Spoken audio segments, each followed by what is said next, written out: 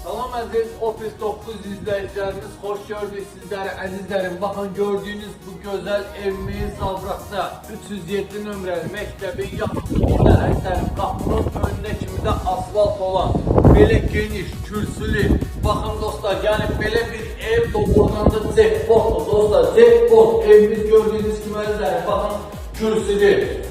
Bura bizim koridorumuzdur dostlar. Koridorumuz yani giriş hissəmiz əzizlərim. Baxın, burada belə bir gözəl, səliqəli, zövqlə inşa olunmuş dostlar mətbəximizdir. Pərdələrinə kimi hamısının hazır dostlar. Eviniz kombi sistemli evdir. Sadəcə olaraq radiator və kombini alırsınız, quraşdırırsınız, yaşayırsınız dostlar, maşallah. Baxın, burada belə bir geniş, birinci yataq otağımız dostlar, görürsünüz.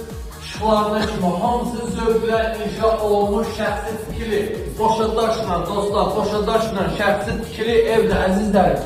Burada da yenə ikinci belə bir yataq otağımız, burada da gördüyünüz kimi maşallah soğuk geniş evdir. Xatırladıram dostlar, evimiz 120 kvadratlı evdir dostlar, 120 kvadratlı ev. Əzizlərim, burada da belə bir gözəl, yenə də geniş hamamsağımız yerimiz. Əsas məsələyə gələk əzizlərim, əsas məsələmiz, baxın, çox gözəl, çox zövqlə inşa olunmuş qonaq otağımız dostlar. Qonaq otağımızda da gördüyünüz kimi pərdələri, gizli işıqları, hamısı, baxın dostlar, bir dənə qardaş belə qurub vur okşeyevi.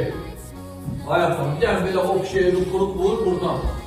Bax belə, ay sağ ol, sənə qurban, ay yaşam. Əzizlərim, gələk əsas məsələmizə dostlar, xatırladıram, evimiz Zavratda 307 nömrə məktəbin yanında şəxsi tikili, qoşadaşla inşa olunmuş kürsülü, gözəl, geniş, 120 kvadratlıq evimiz çıxdı satışa dostlar, qiyməti 89.000 manata deyilir. Real alıcı ilə inşallah endirim də olacaq dostlar. Tələsin bu evə sahib olun.